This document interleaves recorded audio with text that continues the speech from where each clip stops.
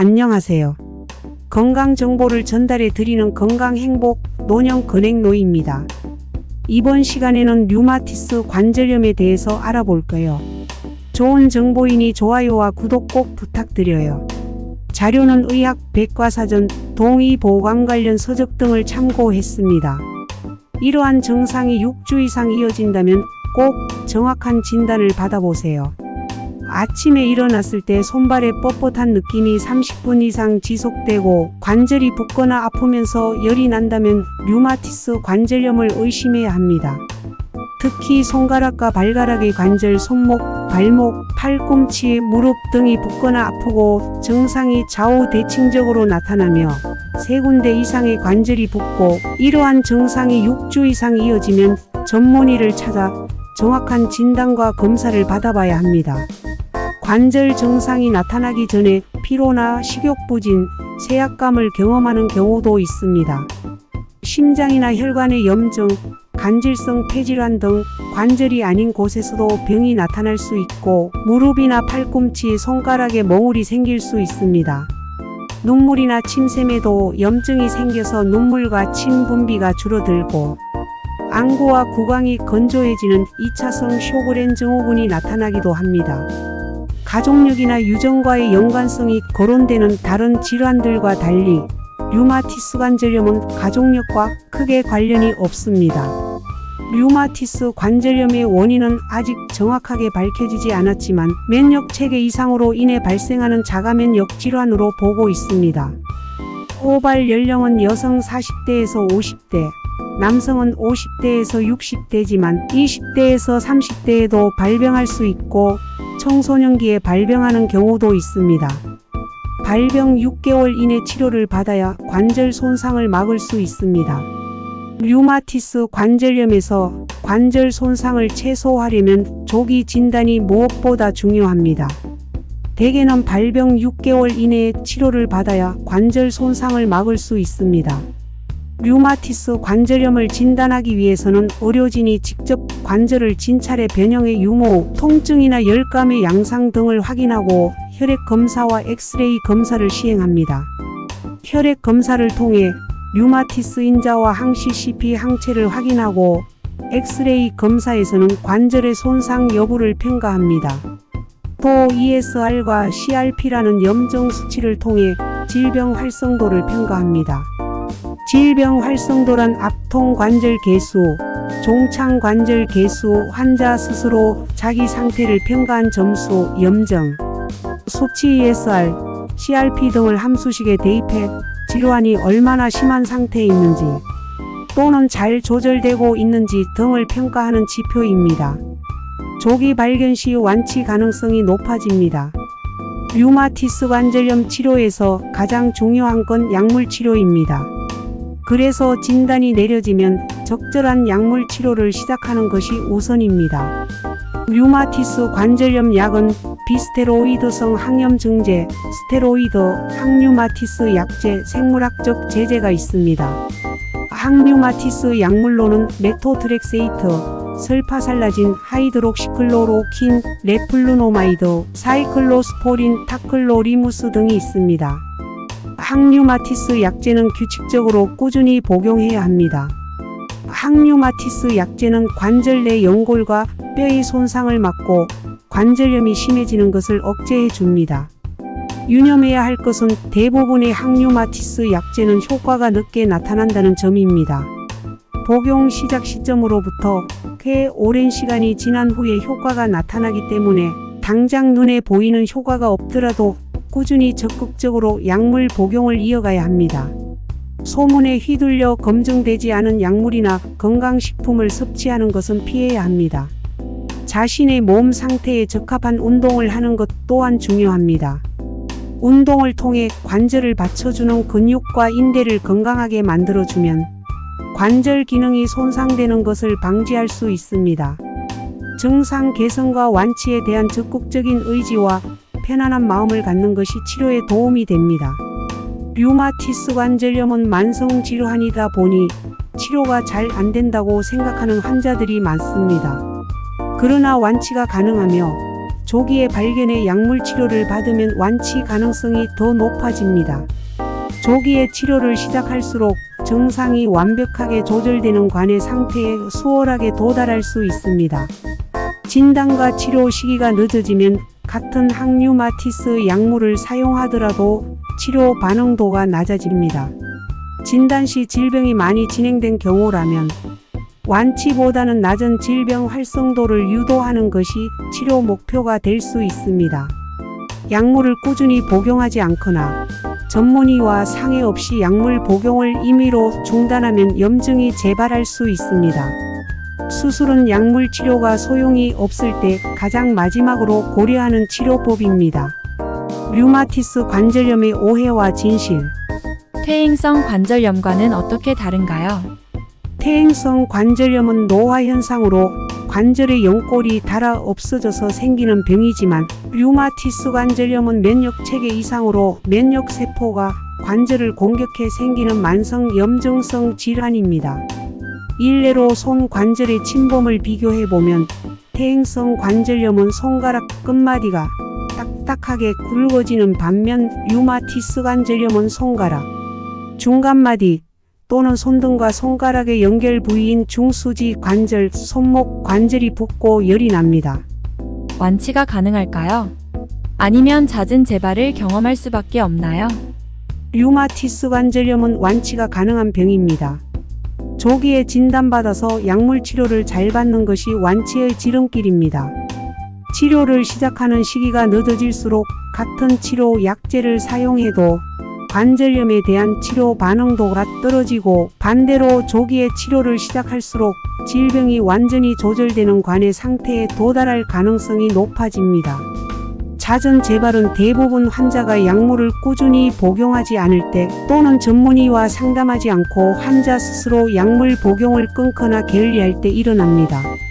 류마티스 관절염도 검진과 같은 스크리닝이 필요한가요? 병을 일찍 발견해서 얻는 이득이 있나요? 스크리닝 검사로 류마티스 인자를 측정합니다. 류마티스 인자는 오랫동안 류마티스 관절염 진단에 사용됐으나 류마티스 인자가 양성이라고 해서 모두 류마티스 관절염인 것은 아닙니다.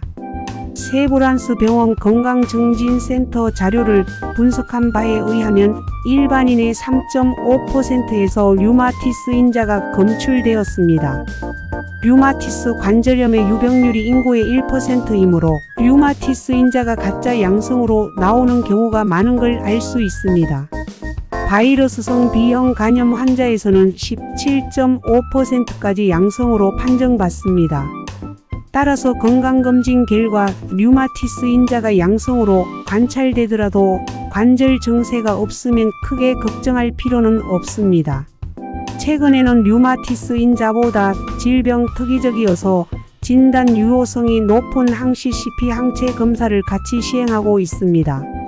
대한류마티스 학회에서 조사한 바에 따르면 질병이 시작된 지 2년 이내 환자의 52%, 1년 이내의 환자의 21%에서 관절 손상이 관찰되었습니다. 관절 손상을 최소화하려면 조기 진단이 무엇보다 중요하다는 것을 알 수 있습니다. 대개는 발병 6개월 이내에 치료를 받아야 관절 손상을 막을 수 있습니다. 류마티스 관절염을 진단받은 환자가 주의할 점은 무엇인가요? 류마티스 관절염은 현대의학으로 치료가 잘 되지 않는 질환이라고 잘못 알려져서 소문에 의존하는 환자들이 많습니다. 그러나 검증되지 않은 치료는 병을 악화시킬 수 있습니다. 주변에서 정보를 얻기보다는 류마티스 내과 전문의와 상의하고 전문의의 치료 계획과 처방에 따르는 것이 중요합니다. 관절염이나 류마티스는 생명이 관계되는 중한 병은 아니지만 병을 앓는 분들에게는 참 고통스러운 병입니다. 쉽게 낫지도 않고 방치해 두면 마디마디가 부으면서 심하면 울퉁불퉁 관절 변형까지 나타납니다. 동의보감에선 이런 병을 백호역절풍이라 불렀습니다. 호랑이가 무는 것 같은 통증이 마디마디에 나타난다는 뜻인데요. 그만큼 통증이 심해서 괴롭습니다. 간단히 쉽게 낫지도 않기 때문에 오랜 기간을 꾸준히 치료해야 하지요. 더불어 생활 속의 주의가 꼭 필요합니다. 병원에서 치료를 받고 있다고 안심하지 마시고요. 생활하면서 지켜야 할 것이라든가 식이요법 등을 꼭 실천하십시오. 그러면 어떻게 해야 할까요? 통증 완화와 동의보감에서 말하는 음식, 어떤 운동이 좋을지 알아볼게요. 약숙 목욕이 통증을 덜어줍니다. 목욕이 관절염의 통증을 덜어준다는 것은 다들 아시죠? 적당히 따뜻한 물로 목욕하면 혈액순환도 돕고 신진대사도 원활하게 되어 많은 도움이 됩니다. 이럴 때 그냥 따뜻한 물로 하지 마시고 쑥탕을 해보세요. 말린 쑥 60지 정도를 깨끗이 씻어 배보자기에 담고 뜨거운 목욕물에 우려낸 다음 그 물로 목욕을 하는 것입니다. 쑥도 몸을 따뜻하게 해주는 작용이 있는데 특히 여성의 냉증으로 인한 관절통에 참 좋은 효과가 있습니다. 쑥 대신 말린 고추잎이나 생강을 얇게 저며 썬 것을 이용해도 효과가 좋으니 여러가지 방법으로 해보세요. 류마티스의 온냉욕도 좋습니다.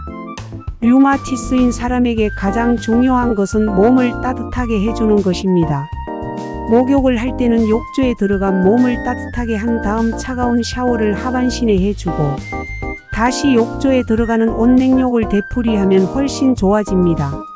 관절에 염증이 생겼다면 율무를 드셔보세요. 율무는 곡물 중에서도 영양가가 높은 것으로 알려져 있습니다. 몸에 이로운 작용을 많이 하는데 그 중에서도 소염작용과 진통작용이 아주 뛰어나지요. 관절염은 관절의 염증이 원인이 되어 무릎이 아프거나 관절 사이에 체액이 괴어 부기가 있는 등의 증세가 나타나지요. 이럴 때 율무를 이용하면 좋은 효과를 볼 수 있다는 것입니다. 가장 쉽게 이용할 수 있는 것이 바로 율무차인데요.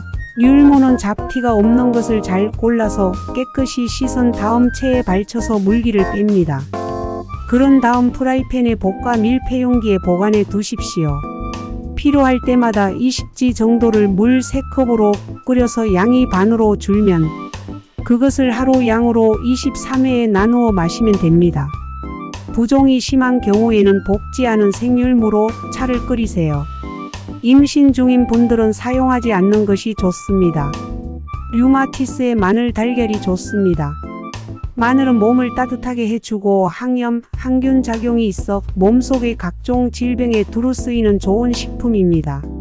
이 마늘을 갈아 달걀과 함께 섞어 볶은 마늘 달걀은 류마티스에 좋은 효과를 발휘합니다. 갈색으로 볶아진 마늘 달걀을 가루로 만들어 처음에는 한 번에 4g씩 하루에 3번 복용합니다. 맛이 익숙해지면 양을 조금씩 늘리고 잠들기 전에 더 많은 양을 복용하면 좋은 효과를 볼 수 있습니다. 그 밖에 이런 것도 있어요.